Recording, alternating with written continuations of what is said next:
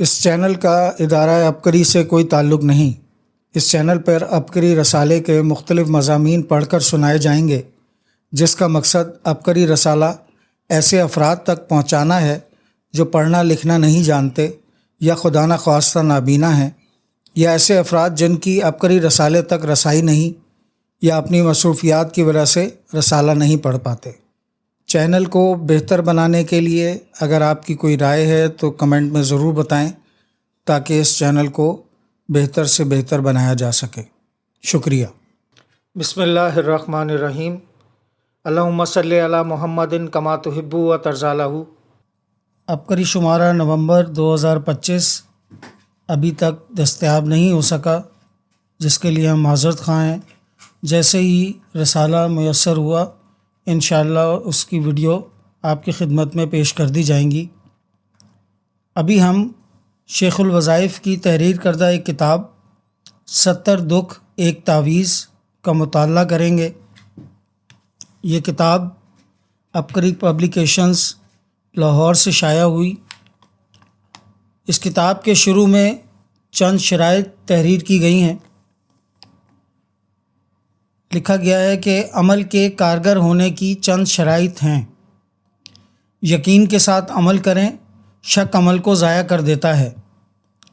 توجہ کے ساتھ عمل کریں، بے توجہی سے کیا گیا عمل اور پڑھی گئی دعا ہوا میں گم ہو جاتی ہے۔ رزق حلال کا اہتمام کریں، مالک راضی ہوگا تو کام بنے گا۔ فرائض کا اہتمام کریں، جو لوگ نماز اور دیگر فرائض ادا نہیں کرتے ان کے اعمال بے اثر رہتے ہیں۔ حرام کاموں سے بچیں، وہ کام جنہیں شریعت نے حرام قرار دیا ہے ان کا ارتکاب روحانیت کو نقصان پہنچاتا ہے، تب عمل کارگر نہیں ہوتا۔ الفاظ کی تصحیح کا اہتمام کریں، الفاظ غلط پڑھنے سے معنی بدل جاتے ہیں۔ طہارت کا اہتمام کریں، خود بھی پاک صاف ہوں، لباس اور جگہ بھی پاک صاف رکھیں۔ عاجزی اور آہوزاری کے ساتھ عمل کریں۔ اس کتاب کے شروع میں فہرست مضامین دیے گئے ہیں، جو 70 کے قریب اس میں مضامین لکھے گئے ہیں۔ سب سے پہلے انتصاب اہل بیت سلام اللہ و رضوان اللہ علیہ کے عظیم شاہ سوار، روحانی دنیا کے سرتاج، وظائف و عملیات کے شہنشاہ، علم جعفر کے موجد، امام اعظم ابو حنیفہ رحمۃ اللہ علیہ کے استاد، صادق آل محمد صلی اللہ علیہ وآلہ وسلم، حضرت الامام جعفر صادق رحمۃ اللہ علیہ کے نام، جنہوں نے مخلوق خدا کو ایک ایسے کن فیکونی عمل سے نوازا جو در حقیقت مشکلات سے نکلنے کی چابی اور سنہرے خوابوں کی روشن تعبیر پانے کا حقیقی اسم اعظم ہے۔ حال دل، یوں تو تمام پیر، فقیر، ولی، درویش اور بزرگ ہی قابل تعظیم ہیں، لیکن اگر کوئی ایسا کامل پیر مل جائے جو اہل معرفت ہونے کے ساتھ ساتھ آل رسول بھی ہو تو اس کے ساتھ نسبت جوڑنے پر انسان کی قسمت کا ستارہ عروج کی انتہا پر پہنچ جاتا ہے۔ آل رسول ہی کی تسبیح میں سے ایک نایاب موتی قطب الاقطاب حضرت خواجہ سید محمد عبداللہ حجویری رحمۃ اللہ علیہ کے ساتھ نسبت جوڑنے کے بعد اللہ پاک جل شانہ کے فضل و کرم سے بندے کی طرف لاتعداد مخلوق خدا کا رجوع عام ہوا۔ عبقری کلینک اور تسبیح خانے میں روزانہ سینکڑوں ملاقاتوں کے دوران دنیا کے ہر شعبے سے تعلق رکھنے والے لوگوں سے ملنا، ان کی سننا اور ان کے تجربات سے سبق سیکھنا بندے کی طبیعت کا حصہ ہے۔ عبقری کلینک میں بخاری بزرگ کی آمد۔ ایک ایسی ہی ملاقات نے میرے دل پر گہرا نقش چھوڑا کہ جب میرے پاس بخاری سادات سے تعلق رکھنے والے ایک بزرگ تشریف لائے، میں نے حال احوال اور ان کے آنے کا مقصد پوچھا تو فرمانے لگے، میں نہ تو آپ کے پاس دوا لینے آیا ہوں نہ دعا، بلکہ میری آمد کے پیچھے وہ خواب ہے جو پچھلے کئی دنوں سے بار بار دیکھ رہا ہوں اور تب سے کوشش کر رہا ہوں کہ کسی طریقے سے آپ سے ملاقات ہو جائے، کیونکہ اس بات کو آپ ہی سمجھا سکتے اور میری پریشانی میں آپ ہی میرا سہارا بن سکتے ہیں۔ خواب میں بار بار حضرت علی رضی اللہ تعالیٰ عنہ کی زیارت۔ وہ بخاری سید یوں اپنا بیان جاری رکھتے ہوئے فرماتے ہیں، بات دراصل یہ ہے کہ میں گزشتہ کئی راتوں سے خواب میں مولا علی علیہ السلام کو دیکھتا ہوں، جو اپنے پاس کھڑے ایک وجیح بزرگ کا بہت احترام، اکرام، محبت اور دونوں کا آپس میں ایسا پیار کہ حیرت انگیز۔ پھر مجھے مخاطب کرتے ہوئے جلال سے فرماتے ہیں، سن لو، یہ ابو بکر صدیق ہیں۔ عالم بالا میں خدائی فیصلہ طے پا چکا ہے کہ جو شخص اپنی مشکلات میں ان کا وسیلہ بنائے گا اسے فوراً نجات دی جائے گی۔ بس یہی خواب روزانہ دکھائی دیتا ہے اور یہی الفاظ بار بار سنائی دیتے ہیں۔ آپ یہ بتائیں کہ اس خواب کی کیا تعبیر ہوگی؟ میں نے مختلف مسلک کے علماء سے بھی اس کا تذکرہ کیا ہے، مگر کسی سے بھی تسلی بخش جواب نہیں ملا۔ ایسا وسیلہ جو خلاف شریعت نہ ہو۔ خواب سن کر میں نے محترم بخاری صاحب کو عرض کی، کیا آپ کے پاس لائبریری ہے؟ کہنے لگے، جی ہاں، ہماری چھوٹی سی خاندانی لائبریری پچھلی کئی پشتوں سے ہم نے ایک ایک کتاب سنبھال کر رکھی ہوئی ہے۔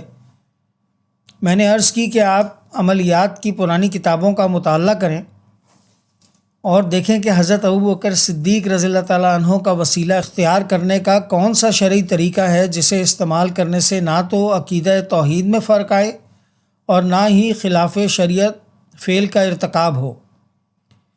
اس کے ساتھ ہی انہیں 3 ہفتے بعد دوبارہ ملاقات کا ٹائم دیا اور حسب حیثیت لنگر کھلا کر رخصت کر دیا۔ مختلف مسالک کے علماء کا آزمودہ عمل۔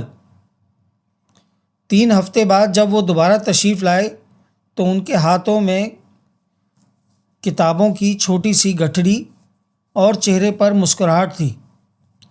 فرمانے لگے، کتابی لائبریری کے ساتھ ساتھ مطالعے کا شوق اور تحقیق کی جستجو بھی ہمیں وراثت میں ملی ہوئی ہے، اسی لیے میں نے یہاں سے جاتے ہی اپنا بوریا بستر لائبریری میں شفٹ کر لیا، اور چند دن کی مسلسل تحقیق سے میں اس نتیجے پر پہنچا کہ ناد علی کی طرح ناد ابو بکر کا وظیفہ ایک ایسا مقبول عمل ہے جسے تمام مسالک کے علماء و مجتہدین نے وسیلے کے طور پہ خدا تعالیٰ کی بارگاہ میں پیش کیا اور روزمرہ زندگی کے مختلف مسائل سے خلاصی حاصل کی۔ یہ دیکھیں، میں نے کتب پر نشان لگائے ہیں کہ یہ ورد کتنا معجزاتی عمل ہے۔ اس کے ساتھ ہی انہوں نے مجھے 20 سے زیادہ کتب میں درج ناد ابو بکر کے مختلف واقعات، نقوش اور تعویذات دکھائے اور کہنے لگے، حکیم صاحب، آپ کا مطالعہ تو مجھ سے زیادہ وسیع اور لائبریری بھی بہت بڑی ہے، کیوں نہ یہ سارے واقعات اکٹھے کر کے کتابی صورت میں شائع کر دیے جائیں تاکہ بڑوں کی یہ قدیم امانت آج کے جدید مسائل سے نکلنے میں کام آ سکے۔ 1 سال کی تحقیق کا نچوڑ۔ محترم بخاری صاحب کی فرمائش پر بندے کے دل میں بھی داعیہ پیدا ہوا اور تحقیق کے دوران بہت زیادہ حیرانی بھی کہ ناد ابو بکر کے کمالات جتنے سنی علماء نے بیان کیے اس سے کہیں زیادہ شیعہ مصنفین نے اپنی کتابوں میں درج فرمائے ہیں۔ بندہ ہر کتاب اور ہر رسالے کا چھوٹا بڑا ایک ایک جز جمع کرتا گیا اور کم و بیش 1 سال کی مسلسل تحقیق کے بعد یہ کتاب مستند حوالوں سمیت آپ کے ہاتھوں میں ہے۔ اسی کتاب کے اندر نقش یار غار یار مزار کی صورت میں صدیوں پرانا وہ تعویذ بھی شائع کر دیا گیا ہے جو مشکلات سے نجات پانے اور مرادیں پوری کروانے میں تمام اکابر و اسلاف بزرگان دین کا آزمودہ، شرطیہ اور تیر با ہدف عمل ثابت ہوا۔ جادو کے 70 وار ختم بدبختی کے 70 دروازے بند۔ اس کتاب کی تیاری کے دوران بندے کے ساتھ عجیب روحانی معاملات پیش آئے اور کئی درویشوں کی طرف سے یہ بشارت سنائی گئی کہ جس گھر میں یہ کتاب ہوگی وہاں کے دکھ درد عافیت میں بدل جائیں گے، اور جو شخص اس کتاب کو صدقہ جاریہ کے طور پر تقسیم کرے گا اللہ پاک اس کے اوپر سے کالے جادو کے 70 وار ختم فرمائے گا، اور اس کی نسلوں میں آنے والی 70 قسم کی ذلت، مجبوری، تنگ دستی، آزمائش اور بدبختی کے دروازے بند ہو جائیں گے انشاءاللہ۔ وکفیٰ باللہ ولیم وکفیٰ باللہ نصیرا۔ بندہ محمد طارق محمود مجذوبی۔ اہم نوٹ: زیر نظر کتاب کے حوالہ جات کے لیے واقعات، تجربات اور مشاہدات مختلف مسالک کی کتب سے ان کے عقائد کے مطابق بغیر کسی تبدیلی کے درج کیے گئے ہیں۔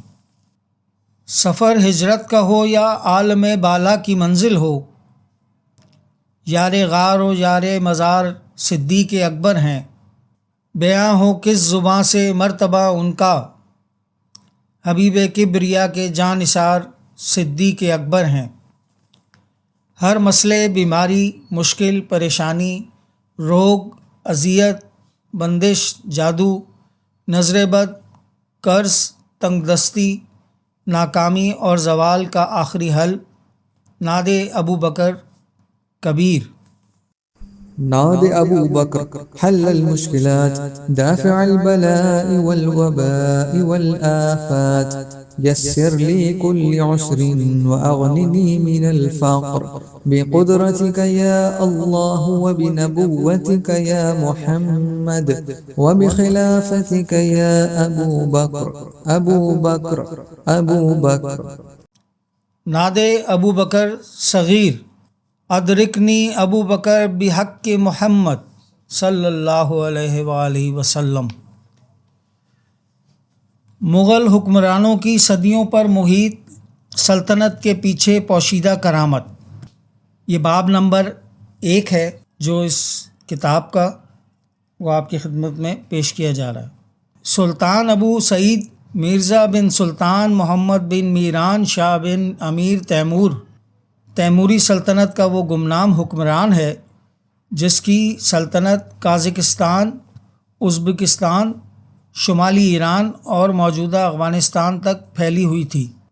اسے صوفیہ کرام سے خصوصی عقیدت تھی، اسی وجہ سے وہ نقشبندی سلسلے کے ایک معروف بزرگ حضرت خواجہ عبید اللہ احرار رحمۃ اللہ علیہ کی خدمت میں اکثر حاضری دیتا رہتا۔ خواجہ عبید اللہ احرار رحمۃ اللہ علیہ شہنشاہ ولایت ہونے کے ساتھ ساتھ دنیاوی مال و دولت میں بھی اپنا ثانی نہیں رکھتے تھے، حتیٰ کہ مشہور ہے کہ آپ رحمۃ اللہ علیہ کے گھوڑوں کے نال بھی سونے کے ہوتے تھے۔ یہ مخفی کلمات سیاسی اقتدار دلاتے ہیں۔ ایک دن سلطان ابو سعید مرزا نے عرض کی، حضور والا، اتنی زیادہ دولت، بے بہا نعمتیں، عیش و عشرت اور ہر طرف سے پرسکون زندگی آپ کو کیسے عطا ہوئی؟ حضرت خواجہ عبید اللہ احرار رحمۃ اللہ علیہ نے اشارے سے فرمایا کہ پہلے اپنے محافظ دستے کو ہمارے حجرے سے باہر بھیجو، پھر بتائیں گے۔ سلطان ابو سعید نے محافظوں کو باہر جانے کا حکم دے دیا تو شہنشاہ ولایت خواجہ عبید اللہ احرار رحمۃ اللہ علیہ فرمانے لگے، ابو سعید، اصل بات تو یہی ہے، جو شخص اللہ کا ہو جاتا ہے اللہ تعالیٰ اور اس کی ساری خدائی اسی کی ہو جاتی ہے، لیکن یہ دنیا دارالاسباب ہے، یہاں گندم بوئیں تو اناج ملتا ہے، کنواں کھودیں تو پانی نکلتا ہے۔ بالکل اسی طرح روحانی کائنات کے بعض مخفی کلمات ایسے ہیں جو اپنے عامل کو ہر طرح کی دولت، ثروت، شان و شوکت، عزت، عطائیں، نعمتیں، کامیابیاں بخت اور تمنگری سے مالا مال کر دیتے ہیں۔ تم پچھلی 4 پشتوں سے حکومت کر رہے ہو جو مزید 12 سال کے بعد ختم ہو جائے گی، لیکن ہمارے پاس وہ خاص وظیفہ ہے جو نسل در نسل در نسل در نسل حتیٰ کہ 21 نسلوں تک بھی اقتدار نہیں چھننے دیتا۔ یہ ایسا ورد ہے جس نے ہزاروں تنگ دستوں کو غنی بنایا، مفلسوں کو بخت دلوایا، بیماروں کو شفا یاب کروایا، محتاجوں کا ہاتھ تھاما، مسکینوں کے کام آیا۔ در در سے ٹھکرائے ہوئے اس وظیفے کی بدولت معزز ہو گئے۔ درہم و دینار کے خواہش مند اسی عمل کے ذریعے سونے چاندی کے مالک بن گئے۔ جنگلی قبائل کے سرداروں نے اسے پڑھا تو عظیم حکمران بن کر عالی شان محلات میں مقیم ہو گئے۔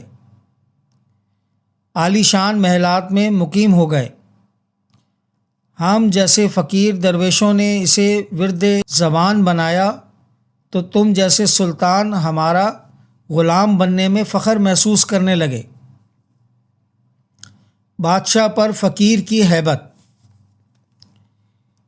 ادھر خواجہ عبید اللہ احرار رحمۃ اللہ علیہ اپنے مخفی کلمات کی طاقت بیان کر رہے تھے، ادھر سامنے بیٹھے سلطان ابو سعید پر ایسی ہیبت طاری تھی کہ کاٹو تو خون نہ نکلے۔ وہ بے خودی کے عالم میں حیرت سے منہ کھولے شہنشاہ ولایت کا ایک ایک لفظ دل کے کانوں سے سن رہا تھا۔ حضرت خواجہ صاحب رحمۃ اللہ علیہ خاموش ہوئے تو وہ بے قرار ہو کر کہنے لگا، حضور والا، براہ کرم وہ مخفی کلمات میری جھولی میں ڈال دیجئے تاکہ ان کے معجزات سے عطا ہونے والے چند موتی میں بھی اپنے دامن میں سمیٹ کر اپنی نسلوں کے لیے کوئی ورثہ چھوڑ جاؤں، کیونکہ میں مرنے کے بعد مٹنا نہیں چاہتا، بلکہ میری خواہش ہے کہ آنے والی نسلیں میری موت کے بعد بھی مجھے بہترین الفاظ میں یاد کریں اور میرے لیے دعائے مغفرت کرنا اپنی زندگی کی اہم مصروفیت بنائے رکھیں۔ ہیرے موتیوں والے صندوق میں قدیم خزانہ۔ حضرت عبید اللہ احرار رحمۃ اللہ علیہ اپنی نشست سے اٹھے اور قریب پڑے ہوئے ایک صندوق سے قیمتی ریشم کا کپڑا ہٹایا۔ صندوق پر قسم قسم کے ہیرے موتی جڑے ہوئے تھے اور سونے کا قفل یعنی تالا لگا ہوا تھا۔ تالا کھول کر ایک قدیم پارچہ نکالا جو اپنی بوسیدگی کے اعتبار سے صدیوں پرانا محسوس ہو رہا تھا۔ حضرت خواجہ صاحب رحمۃ اللہ علیہ نے اسے بوسہ دے کر پیشانی سے لگایا اور پرنم آنکھوں سے فرمانے لگے، یہ پارچہ مجھے میرے پیر و مرشد خواجہ محمد یعقوب چرخی رحمۃ اللہ علیہ نے عنایت فرمایا تھا۔ انہیں ان کے مرشد سید محمد بہاؤالدین نقشبندی بخاری رحمۃ اللہ علیہ نے عطا کیا۔ ان کو اپنے پیر و مرشد حضرت سید امیر کلال رحمۃ اللہ علیہ سے یہی پارچہ بنفس نفیس حاصل ہوا اور انہیں اپنے جد بزرگوار صادق آل محمد امام جعفر صادق علیہ السلام کی طرف سے پشت ہا پشت منتقل ہوا،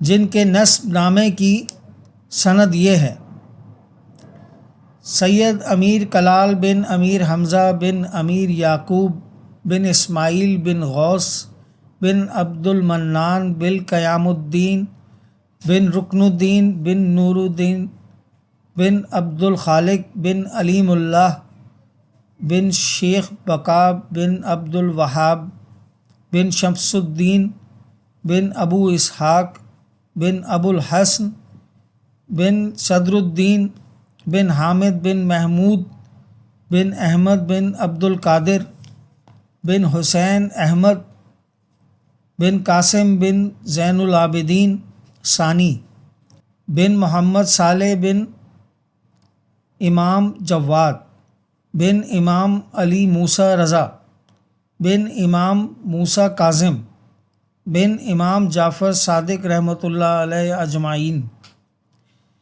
امام جعفر صادق رحمۃ اللہ علیہ کے تبرکات کی زیارت۔ پھر فرمایا، ابو سعید، تم خوش قسمت شخص ہو جس کے سامنے اس وقت وہ پارچہ ہے جس پر امام حضرت جعفر صادق رحمۃ اللہ علیہ نے خود اپنے مبارک ہاتھوں سے وہ خاص الخاص وظیفہ درج فرمایا تھا، لو تم بھی زیارت کر لو۔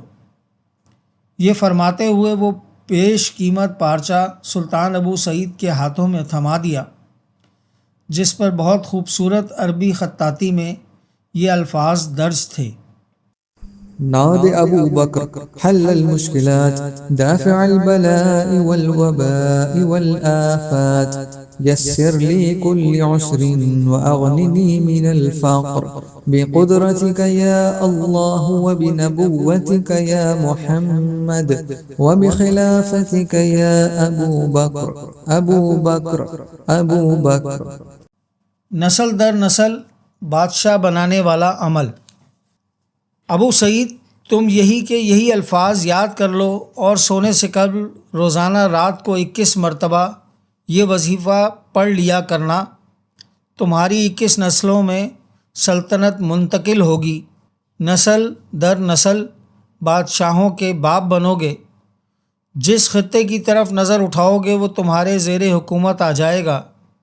میری طرف سے اس وظیفے کی اجازت تمہاری 21 نسلوں تک ہے، البتہ اگر تمہاری نسلوں سے بننے والے ہر بادشاہ اس وظیفے کا عامل رہا تو کچھ بعید نہیں کہ مزید کئی سو سال تک تم سے تخت نہ چھن سکے۔ 12 سال بعد سچی ہونے والی پیشین گوئی۔ روایت میں آتا ہے کہ سلطان ابو سعید جب تک زندہ رہا ہر رات 21 مرتبہ یہ وظیفہ پڑھنے کے بعد دعا مانگتا کہ یا اللہ، ان بابرکت کلمات کی برکت سے مجھے نسل در نسل بادشاہت عطا فرما اور مرنے کے بعد بھی میرا تذکرہ زندہ رکھنا۔ اس نے اپنے ولی عہد عمر مرزا کو وصیت کی کہ تخت کا وارث بننے کے بعد ساری زندگی اس وظیفے کو مت چھوڑنا اور اپنے بعد آنے والوں کو بھی یہی وصیت کرنا۔ البتہ سلطان ابو سعید اپنے مرشد خواجہ عبید اللہ احرار رحمۃ اللہ علیہ کی پیشین گوئی کے مطابق ٹھیک 12 سال بعد آذربائیجان کے پہاڑوں میں ایک حملے کے دوران شہید کر دیا گیا۔ ناد ابو بکر صدیق سے 1,00,000 سپاہیوں کی شکست۔ اس کے ولی عہد سلطان عمر مرزا نے باپ کی وصیت کے مطابق ناد ابو بکر کو تمام عمر حرز جان بنائے رکھا۔ ہندوستان میں مغلیہ سلطنت کا بانی ظہیر الدین بابر اسی سلطان عمر مرزا کا بیٹا ہے، جو ابتدا میں صرف کابل کا حکمران بنا، مگر اس وظیفے کی برکات نمودار ہوئیں تو اس نے ہندوستان کی طرف پیش قدمی شروع کر دی۔ یہاں سلطان ابراہیم لودھی کا تخت دہلی پر اقتدار تھا۔ ظہیر الدین بابر نے اپنے 12,000 سپاہیوں پر مشتمل مختصر سا قافلہ لے کر نکلا، جبکہ سلطان ابراہیم لودھی کے ساتھ پورے 1,00,000 سپاہیوں کا لشکر تھا۔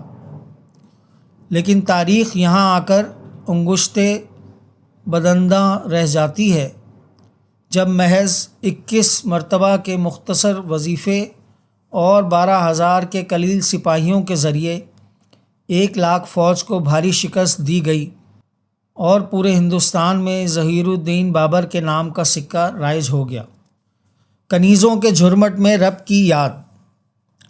بابر کی پشت سے یکے بعد دیگرے 18 مغل حکمرانوں نے ہندوستان پر اقتدار کیا، جن کے نام یہ ہیں: ہمایوں، جلال الدین اکبر، جہانگیر، شاہ جہاں، اورنگزیب، عالمگیر، اعظم شاہ، بہادر شاہ، جہاندار شاہ، فرخ سیر، رفیع الدرجات، شاہ جہاں ثانی، محمد شاہ، احمد شاہ، عالمگیر ثانی، شاہ جہاں ثالث، شاہ عالم ثانی، اکبر شاہ ثانی اور بہادر شاہ ظفر، ان سب حکمرانوں کا زندگی بھر معمول رہا کہ اگرچہ کتنے ہی عظیم جنگی معرکے میں مصروف ہوں یا درجنوں بیویوں اور کنیزیوں کے جھرمٹ میں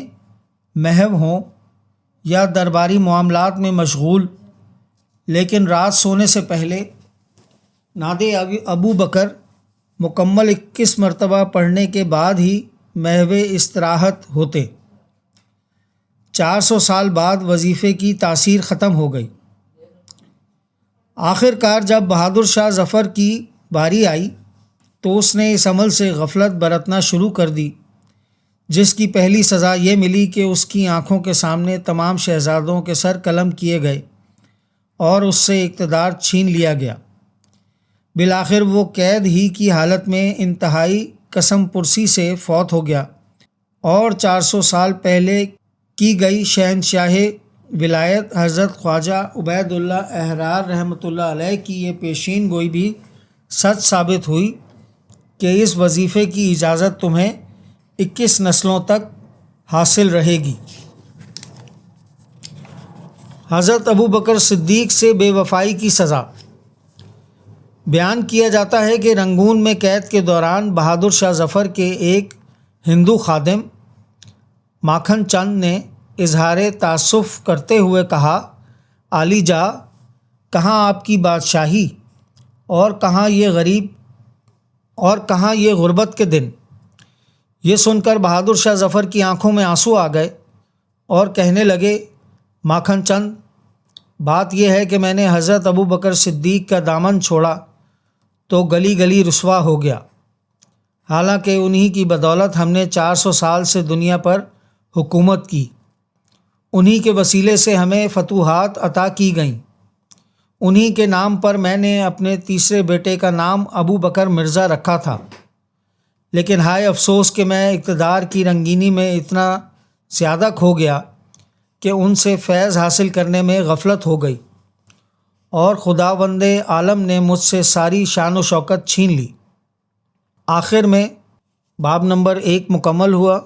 اب تک کے لیے اتنا ہی، اگلی ویڈیو میں انشاءاللہ باب نمبر 2 کا مطالعہ کریں گے۔ کوشش کریں ہمیشہ عبقری کے آفیشیل یوٹیوب، فیس بک، ٹویٹر، انسٹاگرام اور what's app groups like, share اور سبسکرائب کریں۔ آپ کی سہولت کے لیے ان کے لنکس ڈسکرپشن میں بھی دیے جا رہے ہیں۔ اللہ ہمیں خیر پھیلانے کا ذریعہ بنائے اور ہماری کاوشیں قبول فرمائے، آمین۔ السلام علیکم ورحمۃ اللہ وبرکاتہ۔